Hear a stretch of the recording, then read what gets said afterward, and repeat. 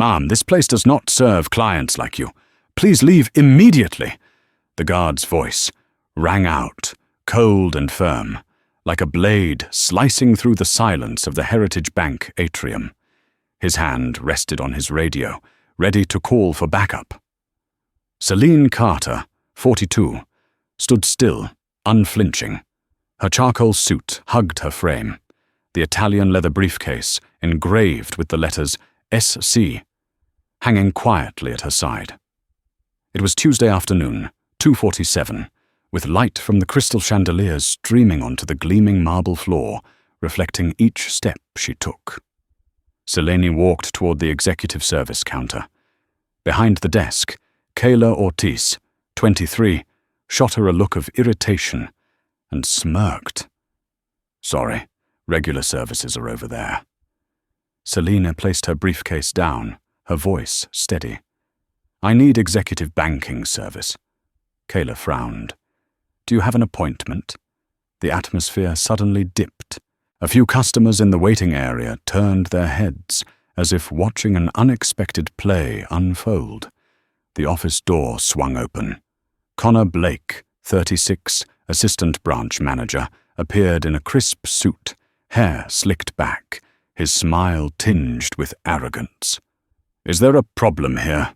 he called out, his voice deliberately loud enough to carry across the atrium. Selena turned calmly. "No problem. I am simply requesting executive service."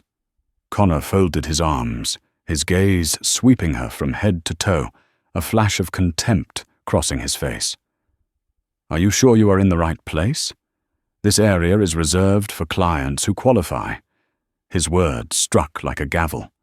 Some customers exchanged glances, a few frowned in disapproval.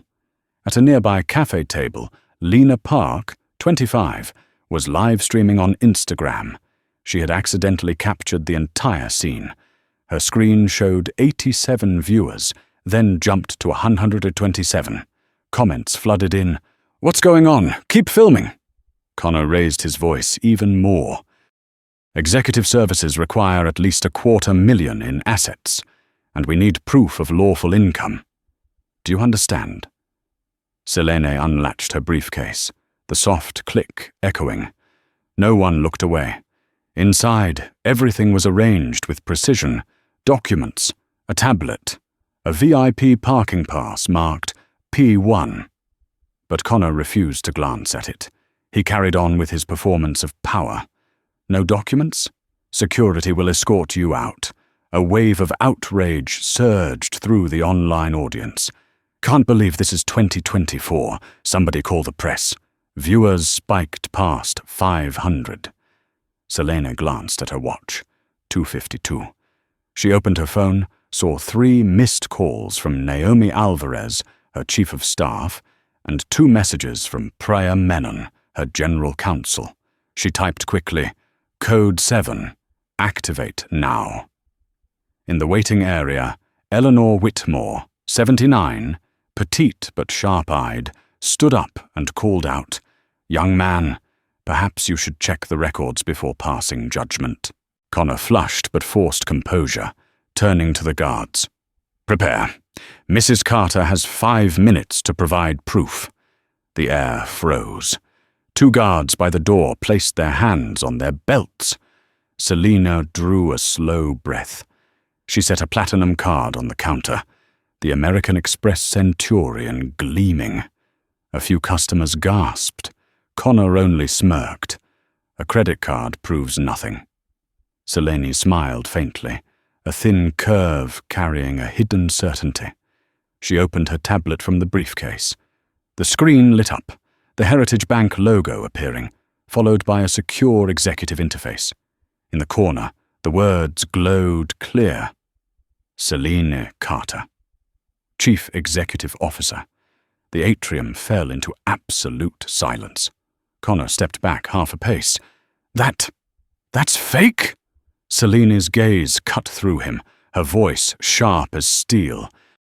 "Do you think I would dare forge the highest authority of this bank, here in the atrium, before hundreds of witnesses and thousands watching live online?" At that exact moment, The glass doors revolved open. 3 figures in dark suits strode in. Naomi Alvarez, Priya Menon, and Owen Patel, the Chief of Staff, General Counsel, and Director of Compliance. Whispers rippled through the crowd. The live stream shot past 1,200 viewers. Comments erupted. "That's the real CEO! He's finished!" Naomi stepped forward, her voice resonant. "Apologies for the delay, Dr. Carter. The board meeting is scheduled for 4 o'clock. Everything is ready." Connor stood frozen. Melissa Grant, the regional manager, hovered in the distance, her face drained of color. Selina turned to Connor, her voice dropping but carrying the weight of judgment. "You gave me 5 minutes. And this is the result. You were wrong not only about me. You were wrong about how a bank should treat its clients." The atrium went silent. Eleanor smiled faintly, leaning on her cane. "I knew it." 3:05 p.m. The chimes of the clock rang out. For Celine Carter, this was not the end, but the beginning of a revolution. "You have exactly 5 minutes." Connor Blake's voice rang across the atrium, cold and final like a verdict. He folded his arms, chin lifted, signaling the guards to move closer. The air grew heavy, every customer holding their breath. Selina Carter glanced at her watch. 2:58. She had already sent the urgent message, Code 7. Activate now. A silent wave was already in motion, one Connor had no idea about. Lena Park's live stream exploded. Viewers surged past 200, comments pouring in like a flood. "Isn't this the CEO? My God, he's finished!" Connor, relishing the moment, raised his voice for all to hear. "Premium banking requires proof of lawful income. If you do not have it, we will have to ask you to leave." Celine placed her briefcase on the counter and drew out a platinum card. The light caught it. American Express Centurion. A few customers gasped, but Connor only shrugged. "A credit card has no legal value here." Selena did not respond. She opened her tablet. The screen flared bright, the Heritage Bank logo appearing, and in the corner, the words clearly visible, Selina Carter, Chief Executive Officer. The atrium fell into silence. Connor's face drained of color. He stumbled half a step back. That's fake." Selena's eyes locked on him, her voice sharp as steel. "Do you think I would dare impersonate the highest authority of this bank, right here in this atrium, before thousands watching online?" At that moment, the glass doors revolved open.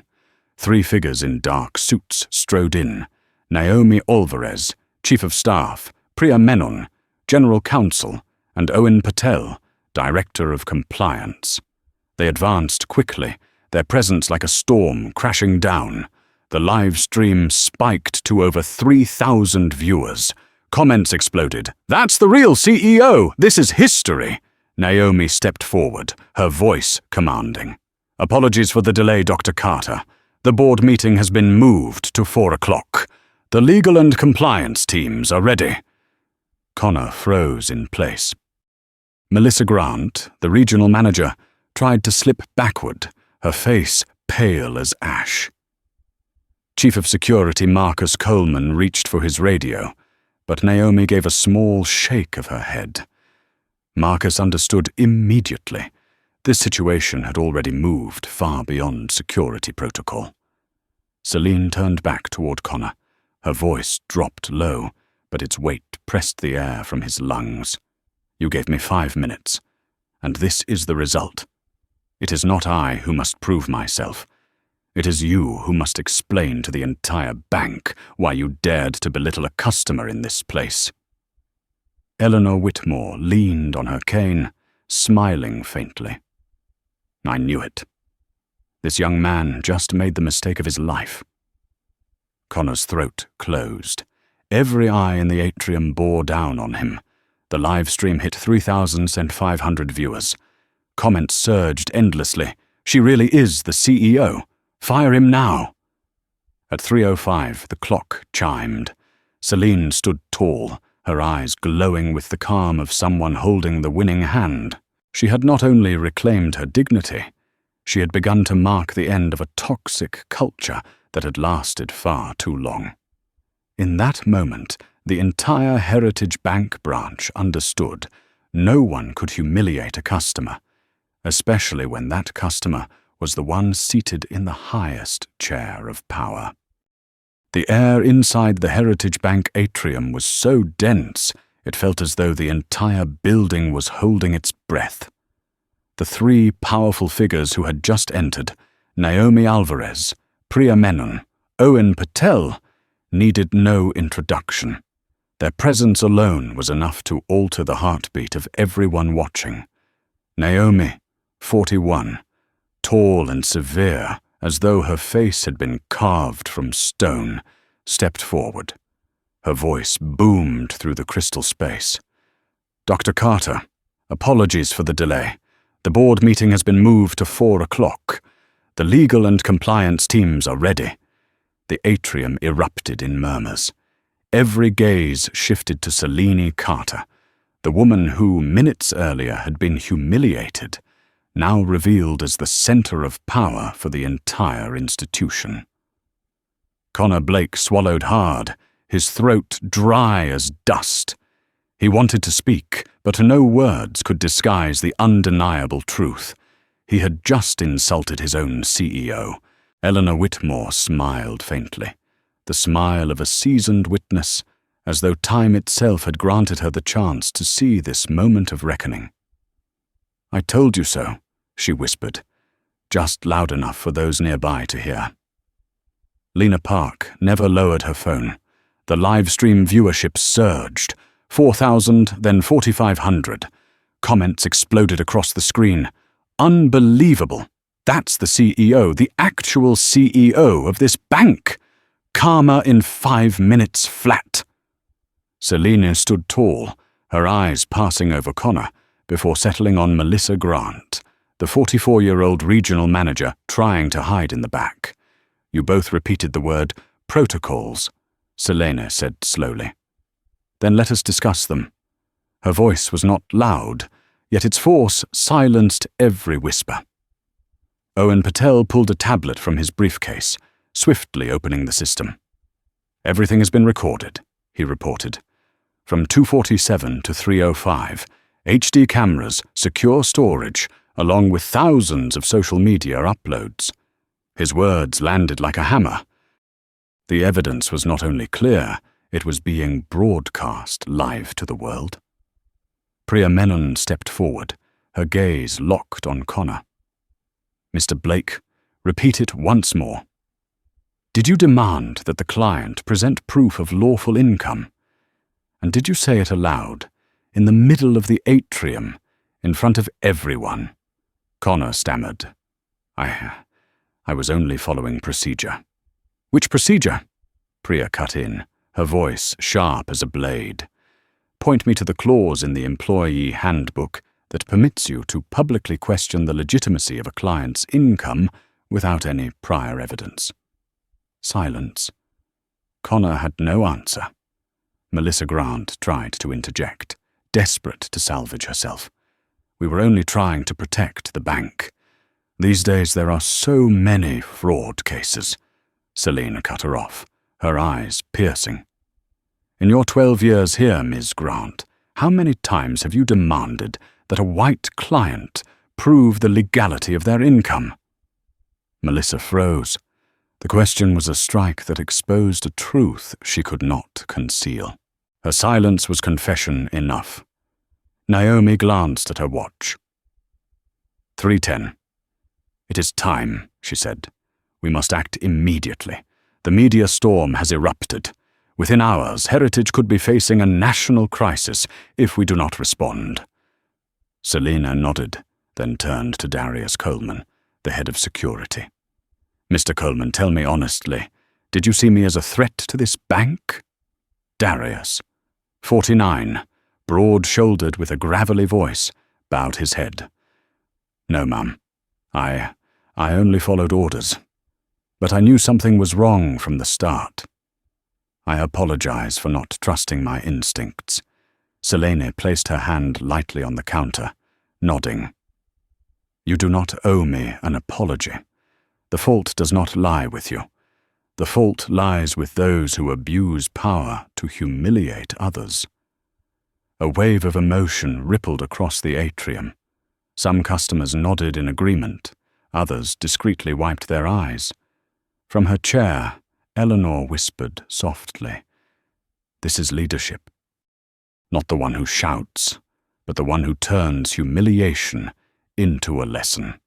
At that moment, the video screen behind the counter lit up. The face of Victor Lang, the 51-year-old regional director, appeared. He had been looped in by Melissa from the start, and now he was caught in the eye of the storm. "What is going on here?" Victor barked. "I received a report that an individual tried to access executive services without proper documentation. I already gave clear instructions. Handle it under security protocol.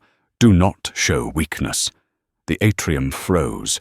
No one dared breathe. Selene turned squarely to the screen, her voice low, but every word edged with steel.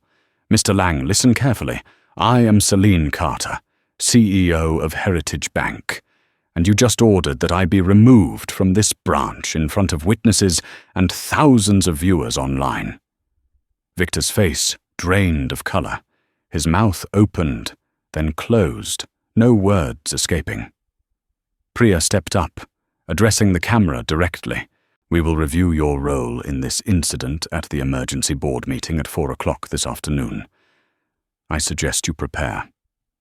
The screen went black. The atmosphere was taut as a wire. Selene drew a steady breath, her gaze sweeping across the atrium. Dozens of eyes fixed on her, some astonished, some respectful, some ashamed. "You have all witnessed this," she said, her voice resonant like an oath. "This is not only my story. This is about how an institution treats someone it deems as not belonging. If they can do this to me, a CEO, what do you think they will do to clients who have no power to fight back?" Her question fell across the space, like a sentence delivered. Lena's eyes glistened as she lifted her phone higher. "Everyone, this is no longer just a live stream. This is history." The viewership surged again. 5,000, then 5,500. Hashtag Heritage Bank was now trending across the city. Naomi stepped closer, murmuring to Selene, "It is time to move everyone involved to the 47th floor. The board is waiting. This will be the most important session in 75 years of this bank's history." Selene nodded. Her gaze fell on Connor and Melissa, both pale as though they were about to enter a courtroom. "You want to speak about protocols," Selene said, her tone steady yet thunderous. "Very well. We will review every one of them. On the 47th floor." Daria stepped forward, signaling 2 other guards to escort them. Connor and Melissa stumbled forward, looking like defendants led into trial. Selene gathered her briefcase, tucked the tablet under her arm, then turned to Eleanor. "Thank you for not staying silent." Eleanor gently touched Selene's hand, her eyes warm. "Do not thank me. Thank yourself for turning silence into strength." Selene smiled. In that moment, she was no longer simply the CEO standing at the peak of power, but a woman who had transformed dignity into her weapon against humiliation. 3:18 p.m. As the elevator doors closed behind her, Selene felt that they shut out not only the noise of the atrium, but opened onto a new battlefield on the 47th floor, where true power would now be decided. The elevator doors opened on the 47th floor. The hallway was lined with deep blue carpet and warm gold ceiling lights that could not chase away the chill radiating from tense faces. This was not only the top level of Heritage Bank Tower, it was the heart of power, where multi-billion-dollar decisions were signed with a few strokes of a pen. Selene Carter stepped out, her stride straight, her gaze calm, yet carrying an underground fire. Behind her, Connor Blake and Melissa Grant followed in silence, their faces pale, each step landing heavy as if pulled toward an abyss. Naomi Alvarez walked beside her, eyes sweeping quickly like a general leading troops into battle. "Everyone is assembled. They are waiting for you." Her voice was decisive, leaving no room for emotion. The conference room doors opened. A massive mahogany table dominated the space, surrounded by 12 high-backed leather chairs. On the wall hung a bronze relief engraved with the words, "Heritage Bank, 75 years of service." At this moment, the slogan rang bitter, like a taunt. The board chair, Harold Kingston, 69, silver-haired with the grave eyes of a man who had weathered 3 decades of financial crises, rose and tapped a wooden gavel lightly against the table. "This emergency meeting is now in session. Cause: a serious incident at the Central Branch, now circulating on social media. Dr. Carter will brief us." Selene did not sit. She set her leather briefcase on the table, unlocked it, and pulled out her tablet. The large screen at the end of the room lit up and synced to her device. One number appeared first, 9847, the peak concurrent viewers on Lena Park's Instagram Live. Next came a breakdown, 47,000 mentions of Heritage Bank on Twitter in 2 hours, 12,000 Facebook video shares, 23 YouTube channels re-uploading the clip. "Ladies and gentlemen of the board," Selene began, her voice even, low and steady. "This is no longer an internal matter. This is a public crisis." The room fell into a heavy silence, all eyes fixed on the screen as Selene pressed play. Security camera footage appeared. The board watched Selene enter the atrium, saw Kayla Ortiz jut her chin, heard Connor Blake loudly belittle her, watched Melissa nod along. The audio echoed word for word. "Are you sure you are in the right place? We require lawful income." Several board members frowned. Others shook their heads in disbelief. The video cut to the live stream angle, Selene's composed face opposite Connor as he counted down. Then finally the tablet screen flared. The words, "Selene Carter, Chief Executive Officer." When the clip ended, the conference room stayed perfectly still. Only the ticking of the clock could be heard. 30 seconds of silence stretched into what felt like 30 minutes. At last, a whisper slipped from Robert Chen, 54, a board member. "My God, we humiliated our own CEO, Liv." Selene powered down the screen. No furrowed brow, no complaint, only resolve in her eyes. Priya Menon, General Counsel, stood. She placed a thick packet on the table and spoke clearly. "We have complete evidence of public discriminatory conduct. This is a direct violation of the Fair Housing Act of 1968, the Equal Credit Opportunity Act of 1974, and the Community Reinvestment Act of 1977. Consequences: FDIC fines from $50,000 to $500,000 per violation, potential class action exposure estimated at $15 to $50 million, not including 3 pending suits totaling $2.3 million. A pen rapped against the table. Jennifer Walsh, 58, chair of the Audit Committee, stared straight at Connor. "Mr. Blake, explain yourself. On what basis did you treat a client, the CEO of this bank, as a suspect?" Connor rose, both legs trembling. I was following security protocol. I didn't know she was Dr. Carter." Jennifer struck the table with her palm. Does not knowing permit you to publicly humiliate a client?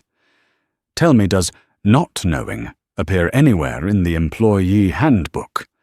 Connor was speechless. The entire room pinned him with their stare, forcing him to swallow his words. Melissa tried to interject. We were only being cautious. There are many impersonation cases. Priya cut her off, her gaze razor-sharp. In your 12 years at Heritage, how many impersonation cases involved perpetrators claiming to be board members or the CEO? Be specific. Melissa choked on the answer and fell silent. That silence was our answer enough. Owen Patel, Director of Compliance, advanced to the next slide. A comparative chart appeared. Average service time, white clients, 4.2 minutes. Clients of color, 12.7 minutes. Additional documentation requested, white clients, 47%. Clients of color, 83%.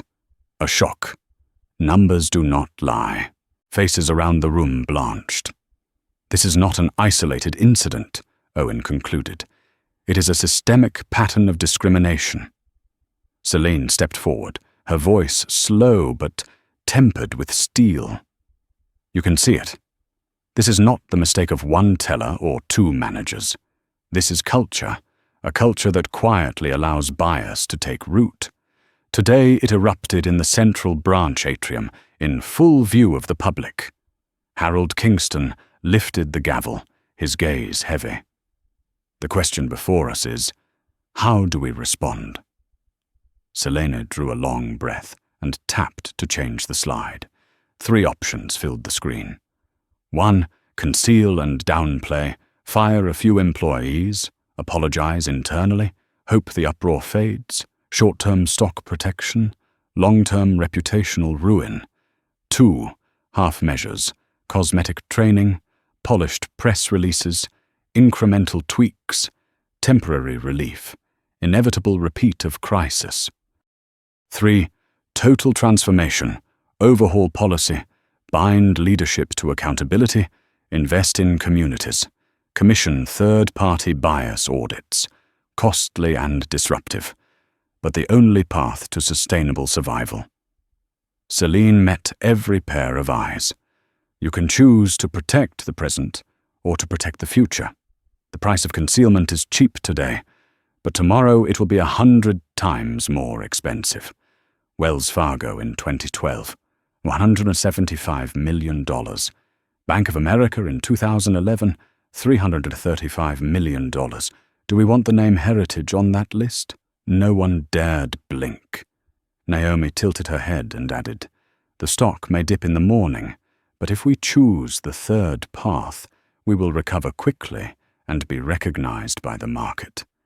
This is a test of dignity, not only for Celine Carter, but for Heritage Bank as a whole. Celine tightened her hand on the briefcase, her voice dropping but ringing out distinctly. The question is no longer whether we will be judged. The question is, how do we want history to judge us? As a bank that died of complacency, or a bank that stood up for justice? In that instant, the room seemed to stop. Each board member understood that they were not merely voting on a management decision. They were voting on the 75-year legacy of Heritage. 3:55 p.m. The second hand struck each weighty tick. The boardroom doors sealed shut, isolating the outside world. Inside, the truth had been laid bare, power was being challenged, and the future of the entire bank balanced on a knife's edge. The decisive vote was about to begin. The wooden gavel struck 3 times. The sound echoed against the glass walls like a drum announcing a trial. The board of directors of Heritage Bank sat upright, their faces grave, each pair of eyes heavy with responsibility. Celine Carter stood at the head of the table, her posture straight, her eyes bright with restraint. She was not a victim demanding justice for herself. She was the CAO, leading the entire institution through a crossroads of destiny. Harold Kingston, chairman of the board, spoke in a low, weighty voice. We have 3 clear options. Now is the time to decide. But before we vote, each member may state their view." Silence filled the room. Then Catherine Liu, 57, chair of the Risk Committee, leaned forward. "We cannot choose concealment. I have seen banks collapse simply because they tried to bury the truth. The market is not blind. Customers do not forget. If we avoid this, tomorrow the market will hand us a sentence." A firm nod came from Thomas Anderson, 63, a former federal prosecutor. His tone was sharp. "This is not just a PR crisis. This is a legal violation. Let me be blunt. The evidence is enough for the Department of Justice to open an investigation. Choosing option 1 or 2 is no different than tying a rope around our own necks." Connor Blake sat a few chairs away, sweat dripping as his trembling hands gripped the edge of his seat. He wanted to argue, but words were meaningless against the avalanche of data and images already laid bare. Next was Lisa Martinez, 50, board member for Community Affairs. Her voice was not harsh, but slow and heavy with truth. "I was born and raised in South Chicago. I know what it feels like to walk into a bank and be looked at as if you don't belong. If we do not change today, we will keep spreading that humiliation to thousands of others. And when that happens, we will not just lose customers, we will lose our soul." The room fell silent. Selena nodded, stepping to the center of the table. She raised her tablet and switched to the final slide. A chart appeared. The cost of comprehensive reform, $2.4 million in 6 months, $800,000 annually to maintain, $500,000 community investment fund, comparison, class action risk, $50 million or more. Precedent cases, Wells Fargo, Bank of America. She lowered her hand, her voice clear and firm. "This is not an expense. This is an investment in trust, an investment in our survival. You can choose what is cheap today and pay with the future, or pay now to secure a future that lasts. The choice is here, right now." Harold Kingston looked around the table. "We will vote. Those in favor of option 3, total transformation, raise your hands." For a moment, time seemed to stop. Then the first hand rose. Catherine's, then Thomas, then Lisa. 1, 2, 3, until all 12 hands lifted straight. 12-0. Harold struck the gavel. "The resolution is passed. Heritage Bank will proceed with total reform, without delay." The suffocating weight in the room snapped like a cord pulled too tight. But for Connor and Melissa, this was no release. It was a sentence. Naomi Alvarez stood, glanced at Celine, then read the list of disciplinary actions like pronouncing judgment. Connor Blake, public discriminatory conduct, violation of customer service standards. Recommendation, immediate termination. Melissa Grant, regional manager, complicit and enabling of discriminatory behavior, failure of oversight. Recommendation, termination. Victor Lang, regional director, issued wrongful directives, encouraged discriminatory handling, exacerbated the crisis. Recommendation, removal from office. Pens scratched against paper. Not a single objection was raised. Connor opened his mouth, his voice breaking. I didn't mean to. I was just following." Selena turned, her eyes calm yet cold. "You are not being fired for a mistake. You are being fired for an attitude. The small measure of power in your hands was turned into a weapon to humiliate others. No protocol authorizes that." Connor went still, the truth sinking in. He knew his career had ended in this very room. Melissa's shoulders slumped, her eyes reddened. "I've worked here 12 years. I only wanted to protect the bank," Selene answered, her voice slow yet unwavering. Protecting the bank does not mean demeaning its customers. You forgot the most basic truth. The customers are the bank. Harold struck the gavel again. Disciplinary actions approved, effective immediately. Naomi then outlined the launch plan. A customer service advocates team would be present in every branch to oversee service. The Heritage Equity app would go live tonight, allowing clients and employees to report incidents of discrimination in real time. Every employee, from tellers to senior managers, must complete 40 hours of bias training within 30 days.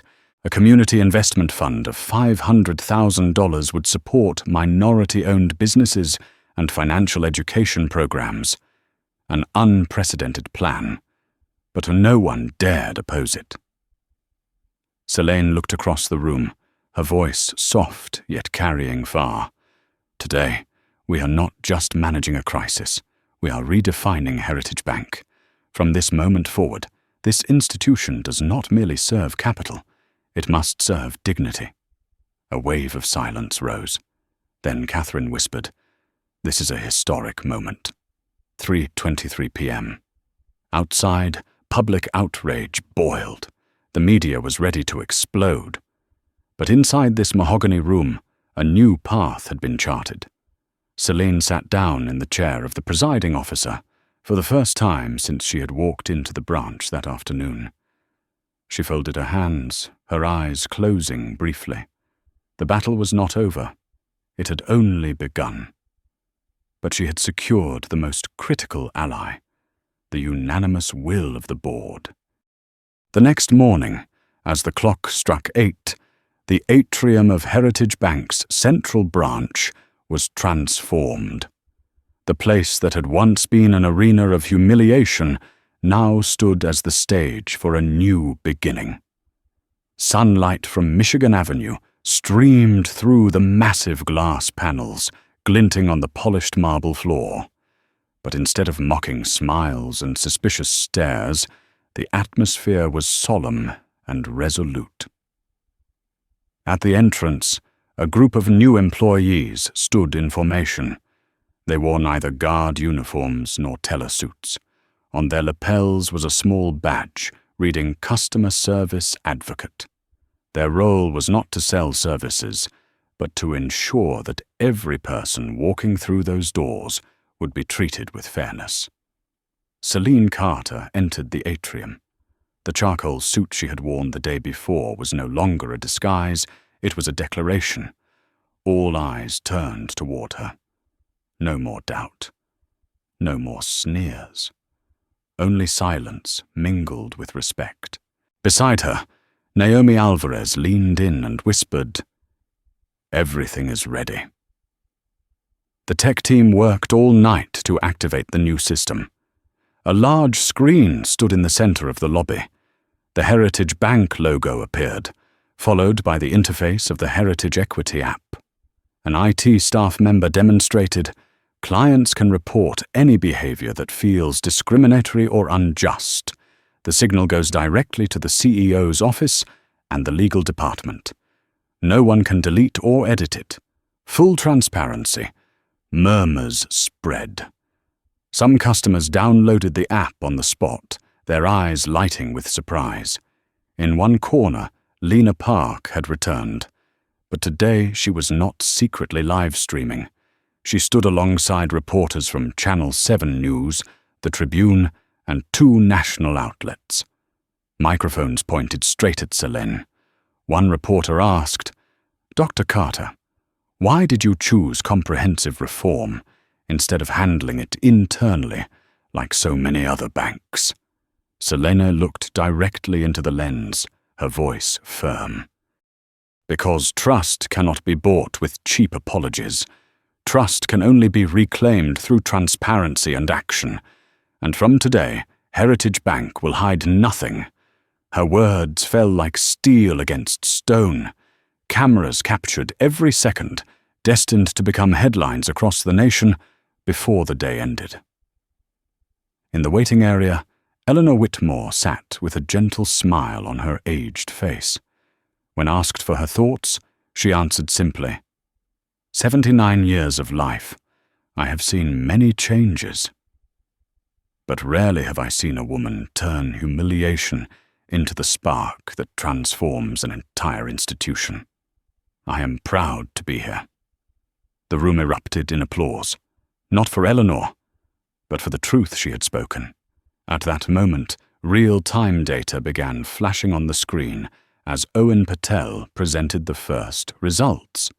Service times down to 5.1 minutes across all clients. Requests for additional documentation reduced by 73% compared to the week before. Customer satisfaction scores up by 89% in just 24 hours. The numbers were nothing short of astonishing. No one imagined change could come this fast. Selena watched quietly. Inside her there was no triumph, only clarity. She knew these results after one day were just the beginning. The real challenge would be keeping this fire alive for years to come. At the teller counter, Kayla Ortiz's face flushed with worry as Selena approached. The 23-year-old lowered her eyes, voice trembling. "Dr. Carter, I am sorry. I didn't know who you were. I should not have acted that way." Selena spoke gently. "Kayla, you directed me to another counter because of a misunderstanding about procedure. That was not discrimination. That was inexperience. You are not at fault." She paused, her gaze steady. "But you saw what happened afterward. Now you understand, don't you? Your responsibility is not to guess who matters. It is to treat every customer with equal respect." Kayla nodded, tears slipping onto her hands. "I understand, Mom. I will never forget." From across the lobby, reporters captured the moment. Within hours it would headline online, "CEO forgives young employee, but refuses to forgive prejudice." In a temporary press room set up in the hallway, Priya Menon answered a barrage of legal questions. She stated clearly, "We have gathered full evidence, from surveillance cameras to social media. Those who violated standards have been held accountable. But this is not just about punishment. This is about rebuilding trust and fairness." By noon, the major news outlets were broadcasting the story. Heritage Bank faces crisis, but CEO turns storm into reform. Equity App sets new standard for the financial sector. From discrimination shock, 75-year-old bank redefines its identity. Heritage stock dropped 3% at the opening bell, but by late afternoon, bolstered by the decisive response, it rebounded and even closed up by 1.7%. The market had delivered a clear verdict. Decisive action was valued more than hesitation. That evening, in her office on the 47th floor, Celine sat alone, gazing at the city lights. Below, the endless flow of cars carried countless lives in constant motion. She thought to herself, if this bank does not change, all those people will always be divided between the one served and the one suspected. I cannot allow that any longer. A soft knock at the door. Naomi entered with the latest reports. "Dr. Carter," she said, "the data is spreading across the system. Other branches have begun responding positively. But we will need more to sustain the commitment." Selene gave a faint smile. "I know. This is only the first day. The real storm lies ahead." Naomi hesitated, then asked, "Do you regret it? If you had stayed silent yesterday, perhaps everything would have been smoother." Selene looked out the window, Chicago's lights reflecting in her steady eyes. "Regret standing up? No, Naomi. I would only regret if I let silence kill our dignity." A moment of silence passed before both women nodded in unison. That night they knew they had planted the seed of a cultural revolution, not just within Heritage Bank, but across the entire financial industry. Tomorrow the challenges would be greater, the waves stronger. But in Selene's heart a flame burned bright, the flame of justice, of the belief that true change had begun. Wednesday afternoon. The fading sunlight slipped across the glass windows of the 47th floor of Heritage Bank Tower. The air inside the small conference room, usually reserved for closed-door meetings, was heavy as lead. In front of Selene Carter lay two files. One bore the name Connor Blake, the other Melissa Grant. Selene placed her hand on Connor's file and lifted her eyes to him. Connor sat opposite, his face drawn, dark circles under his eyes from a sleepless night. Gone was the arrogance of the day before. In its place was worry, desperation, and a trace of shame. "You know why you are here, don't you?" Selene asked, her voice low and deliberate. Connor nodded, his hands twisted together. Because I was wrong. I let bias blind me. I humiliated you and harmed the bank." Selena tilted her head. "Being wrong is one thing. But what I need to know is, are you willing to change?" Connor looked up, his eyes widening. "You mean there is still a chance?" Naomi Alvarez, standing behind, stepped in. "Dr. Carter is proposing a special program. 6 months of training on diversity, bias, and community service, all expenses covered by the bank. At the end, if you pass, we will refer you to a community development organization. Not for you to hold power, but for you to relearn how to serve." Connor's breath caught. For a moment, he could not believe what he was hearing. Being fired, he expected, but being given a chance to begin again. This was beyond imagination. Selene's gaze locked onto him, sharp yet warm. "Connor, you used the little power you had to demean others. I do not forget that. But I also do not believe people are born cruel. The question is, will you let this mistake bury you, or will you turn it into a lesson that lifts you up?" A tear slid down Connor's cheek. He nodded, voice trembling. I choose to change. Please give me the chance." Selene inclined her head. "Then prove it with action. The next 6 months will decide the rest of your life." Naomi handed him the agreement. Connor's hands shook as he signed. A long breath escaped him, as if the weight of his guilt had finally dropped away. The door closed, and Melissa Grant entered. 44 years old, her face usually like stone, now dark and stormy. She sat down, trying to hold her composure, but bitterness flickered in her eyes. Selene opened the file, her voice cutting cold. "Mrs. Grant, you have served as regional manager for 12 years. You know the employee handbook by heart. So why did you endorse discriminatory conduct instead of stopping it?" Melissa smirked. "I was just doing my job. This bank has always had its standards. I simply followed them."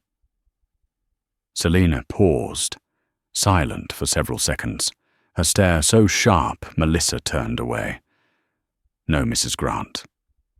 You did not just follow. You encouraged it. You turned procedure into a weapon to humiliate clients. And worst of all, you knew it was wrong. Yet you chose silence because you feared losing power."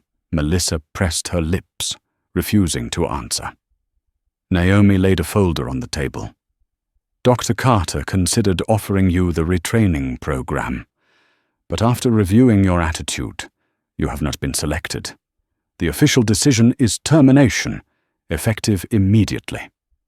Melissa cast Selene a glare full of hatred. "You destroyed my career."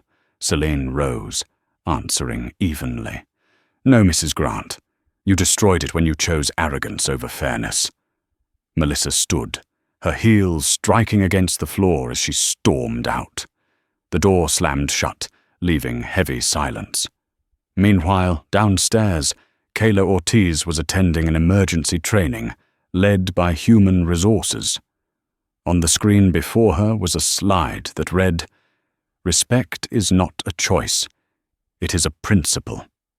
Kayla still remembered that morning when Selene stood in front of her, not scolding, but teaching. Her heart felt lighter. As she scribbled her first notes, she made a quiet promise. She would become a model for the new generation of employees. In the security office, Marcus Coleman, 49, sat with his team. He spread a new manual across the table. Bold letters read, "Cultural Sensitivity Protocols." Marcus tapped the page. "From now on, before you call for forceful removal, ask yourself, is there a real security threat, or just bias?" Heads nodded in unison. Marcus knew he had hesitated too long yesterday.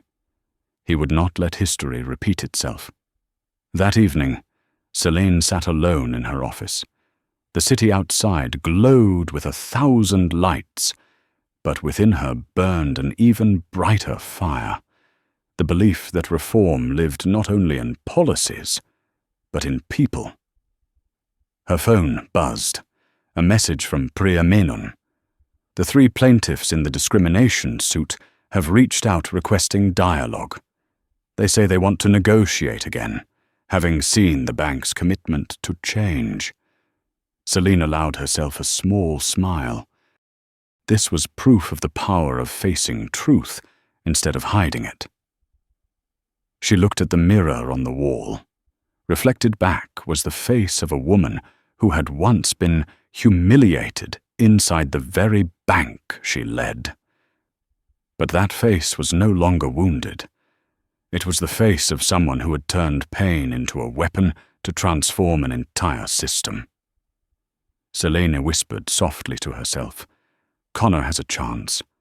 Marcus has a chance. Kayla too. And so does this bank. If individuals change, then the culture as a whole will change." Outside, the clock struck 9, its chimes rolling through the night. Heritage Bank Tower glowed like a beacon above Chicago's darkness, and on its highest floor, a rebirth had begun. Not loud, not showy, but certain. Heritage Bank had entered a new era. And Selene Carter knew the next battle would not be about gaining power, but about holding fast to truth, to ensure mistakes like these would never happen again. 3 weeks later, the morning sky over Chicago carried a pale blue hue. From the 47th floor, Selene Carter looked down at the bustling crowds along Michigan Avenue.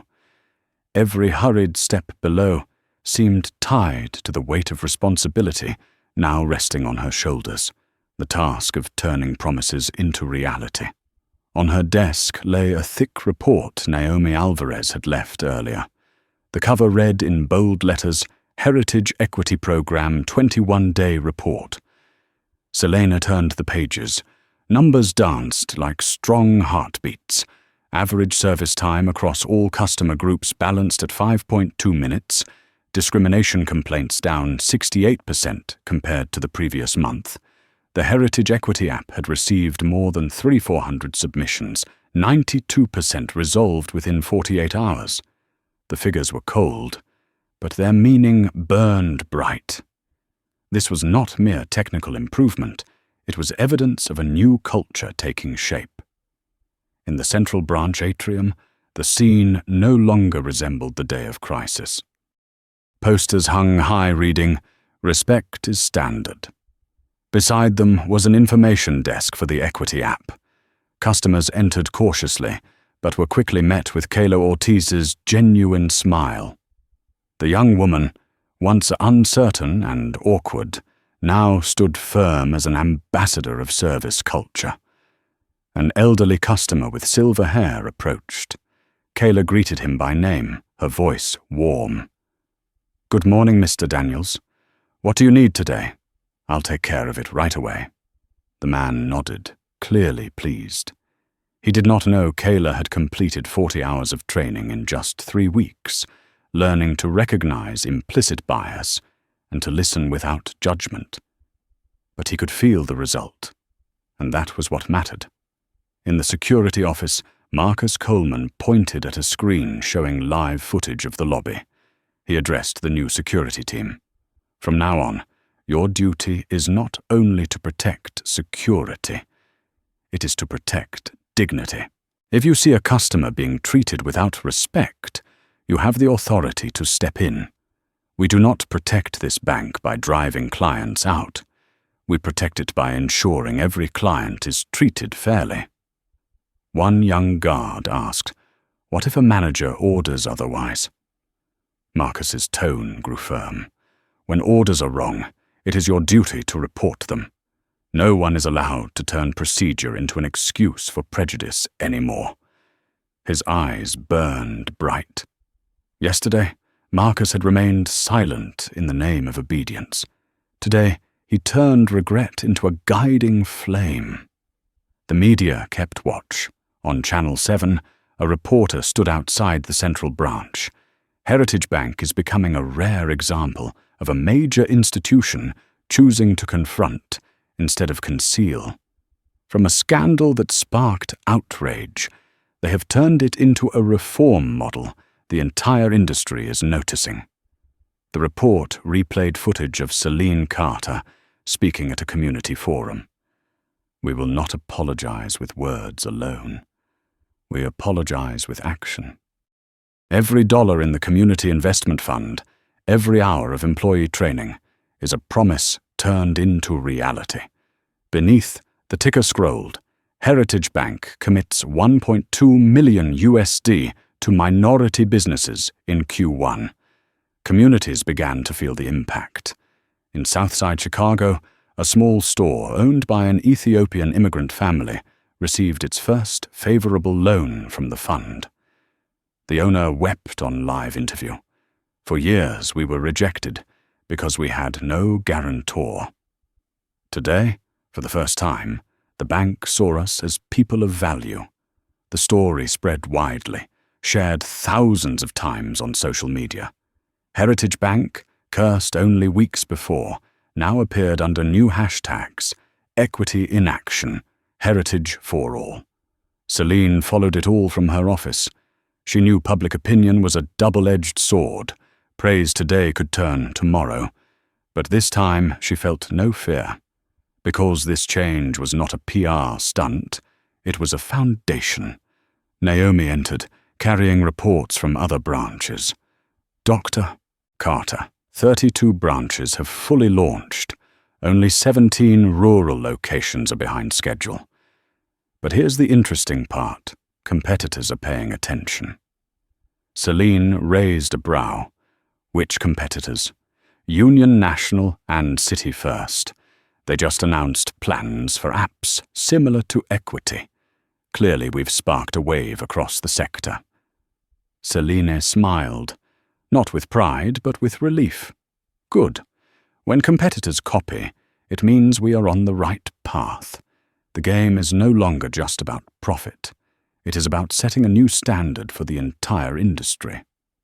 In another small conference room, Priya Menon was meeting with 3 plaintiffs from past discrimination lawsuits. They listened as she outlined the reforms now in place. At last, one plaintiff spoke, voice trembling. "I came here to demand justice for myself, but seeing what the bank has done, I feel I have the chance to help create justice for the community. I agree to negotiate." Priya nodded, eyes shining with relief. "This is why we are changing. Not to avoid penalties, but to be worthy of the trust that was stolen." That evening, Celine attended the first community forum since the crisis. More than 200 people filled the hall. Eleanor Whitmore, 79, sat in the front row, her gentle smile as radiant as the day she stood to defend Celine in the atrium.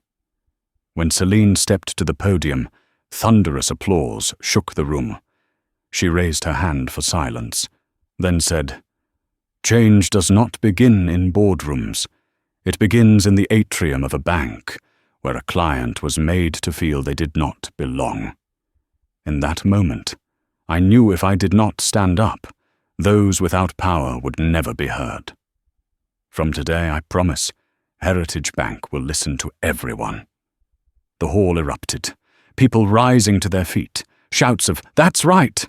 and "We believe!" filled the air. Eleanor's eyes welled with tears as she whispered, "This is why I have stayed with this bank for 40 years. And today, for the first time, I am proud."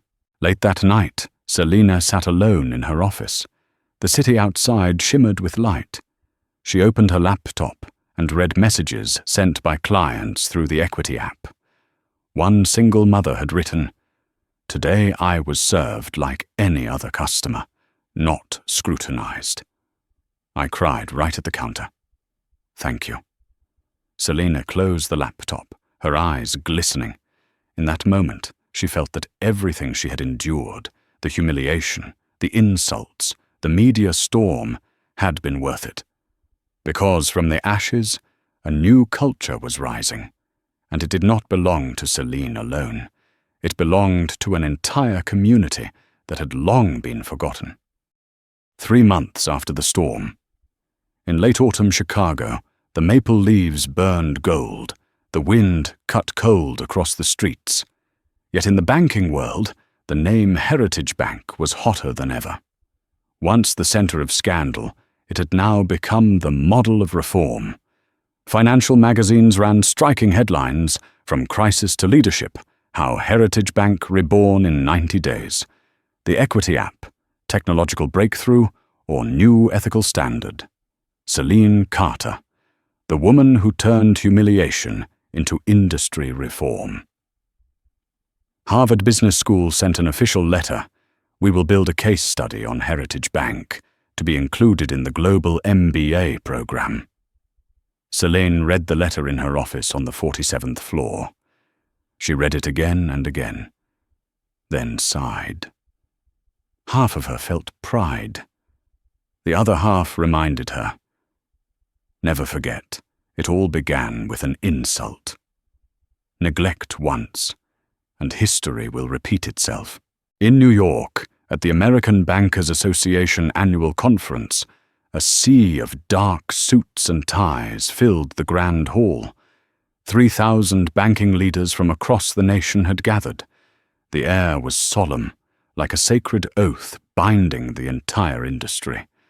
When the name Selina Carter was called, the spotlight struck. She stepped forward, her posture straight, her eyes bright, no trace of hesitation. Below, thousands of eyes followed her, curious, skeptical, some envious.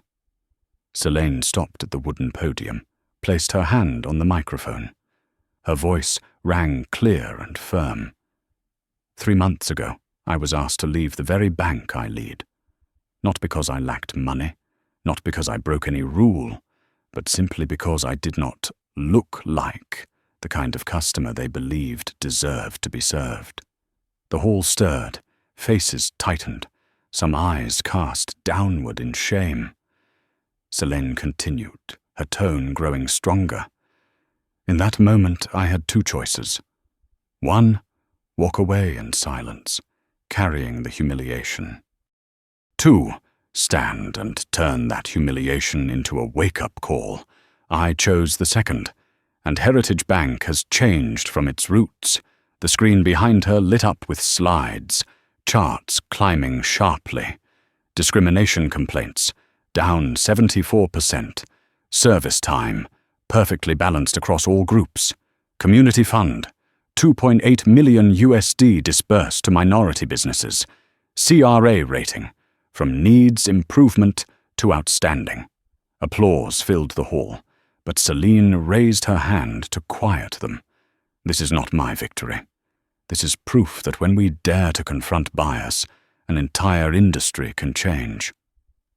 The question I ask you today is this: will you wait to be exposed like Heritage, or will you change before it is too late? The air thickened. Bank leaders exchanged uneasy glances. She knew they understood. The pressure was now upon them. Meanwhile, the press chronicled every step. CNN ran a special segment, Heritage Bank's impact spreads. 20 major banks commit to quarterly bias audits. On Twitter, equity banking climbed into the national top 5. A journalist wrote, "For the first time in decades, reform in banking did not come from government regulation, but from the action of a CEO." At Heritage headquarters in Chicago, Selene sat with Priya Menon and Owen Patel reviewing reports. Priya laid down a thick file. The 3 previous discrimination lawsuits have been withdrawn. The plaintiffs agreed to settle because they believe in the bank's commitment. In fact, they want to join the Community Advisory Council.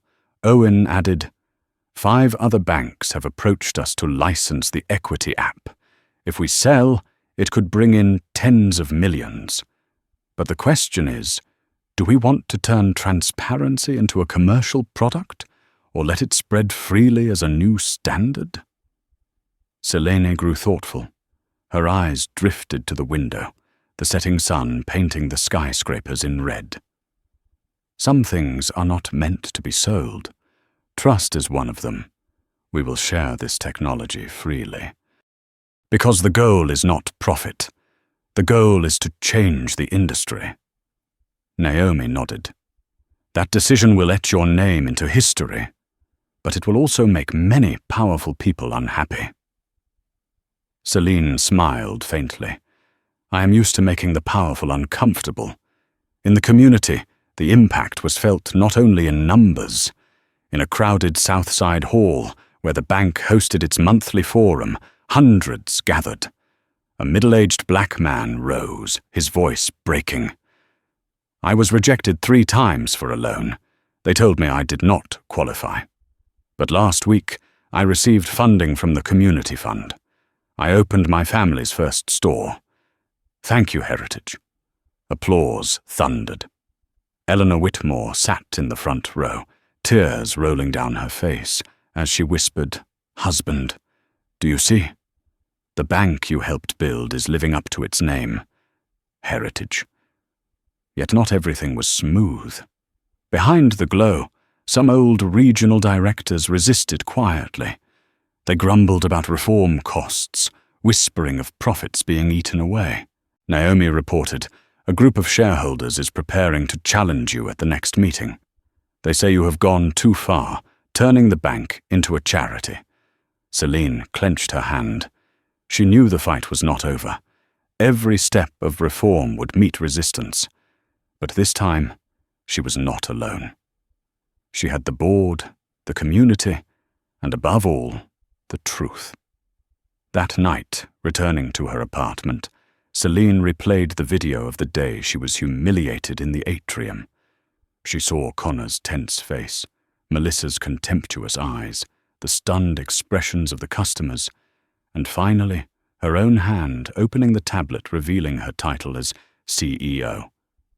She slowed it down, frame by frame. She paused at the moment Eleanor stood, cane in hand, and spoke, Young man, you are making a mistake. Selene smiled softly, her eyes wet. Without Eleanor, I might have been dragged out that day. And this entire revolution would never have begun. She typed a message to Eleanor.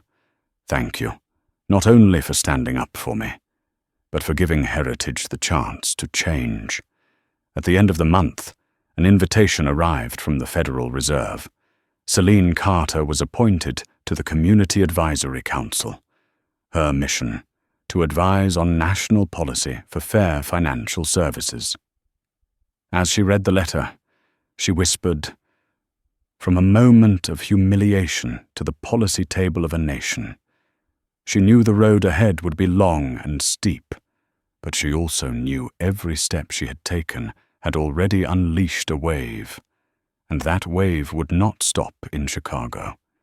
It was spreading across the country. 6 months after the crisis, the Miami sky blazed with sunlight. The Grand Hall of the National Banking Association was packed with more than 3,000 executives, financial experts, and international journalists. On stage, a giant sign glowed, all from crisis to culture, leading change in real time. The spotlight struck when Celine Carter's name was announced. She walked out to thunderous applause, yet her face carried no pride. She moved slowly, her posture straight, her eyes steady with resolve, as if each step carried the memory of that humiliating afternoon in the Chicago branch. "Ladies and gentlemen," Celine began, her voice low and firm.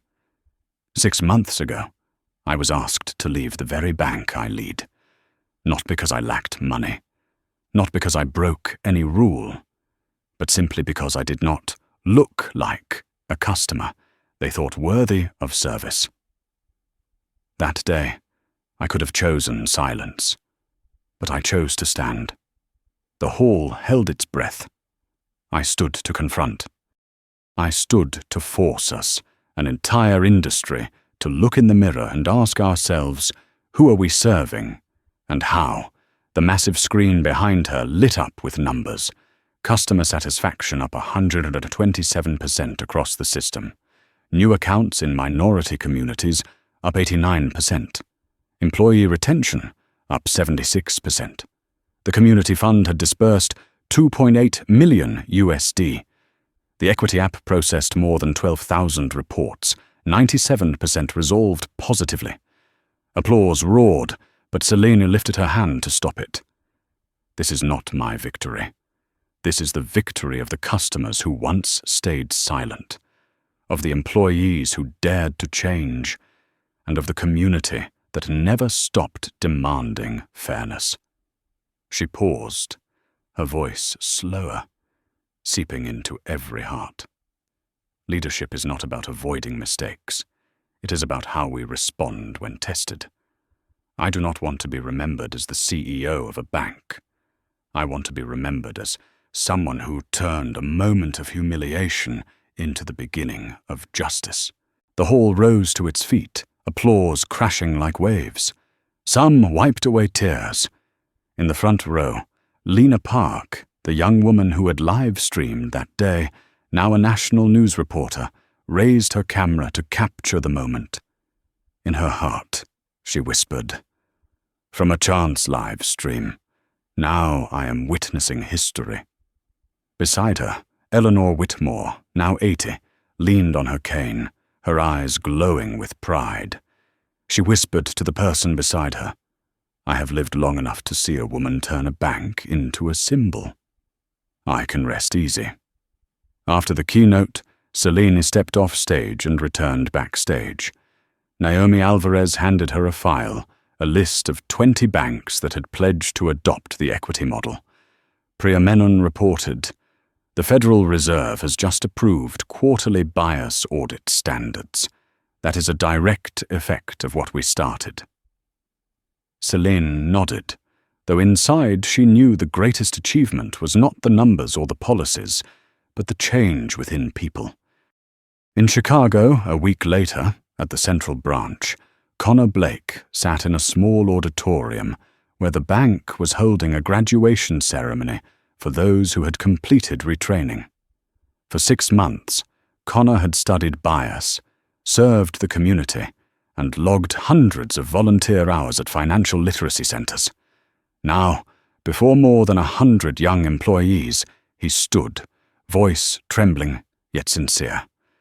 "I once thought power was the right to command, but today I know true power is how we treat others. I lost my career, but thanks to Dr. Carter, I regained my character." Applause rang out.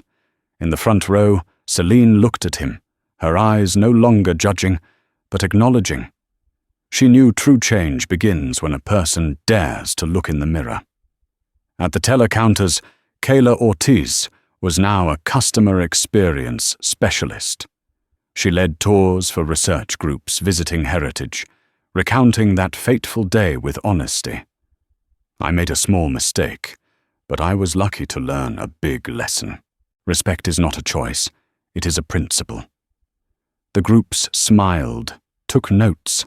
Some even asked to take photos with Kayla, proof that even a young employee could become a symbol of change. In the security office, Marcus Coleman addressed an industry press delegation.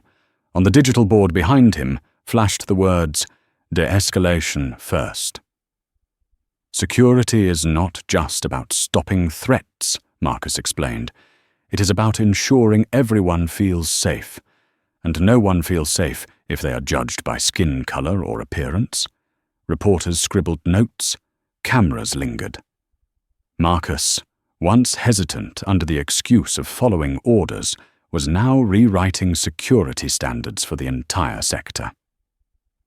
By year's end, Heritage Bank was awarded Excellence in Diversity by 3 major financial organizations. Time magazine even named Celine Carter among the 100 most influential people in the world. But in interviews, Celine said only one thing: "Do not remember me. Remember Eleanor, who stood when others were silent.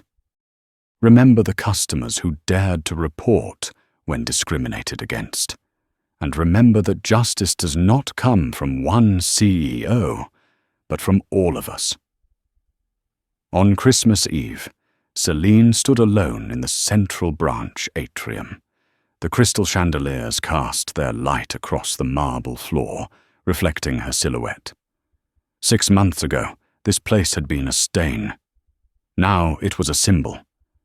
She closed her eyes, replaying in her mind Connor's angry shouts, Eleanor's brave voice, the roar of the live stream.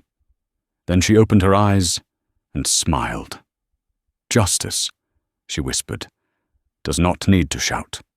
It only needs one person brave enough to stand." In the stillness, the bells outside chimed, and Celine Carter knew her true legacy was not the bank itself, but the culture, a culture where every customer would be treated with dignity. The story does not close with numbers on a report or applause in a grand hall. It closes with a reminder: dignity is not a privilege, it is a basic right of every human being. Celine Carter turned humiliation into the beginning of a revolution. But the question that remains is for you. If one day you walk into a place where you belong and are dismissed because of how you look, will you walk away in silence, or will you stand, turning that silence into the strength to change the entire room? Share your thoughts with us in the comments below, and do not forget to like, share, and subscribe so you will not miss the next stories where justice is not written in textbooks, but written in everyday moments when one person dares to rise and say, "Enough."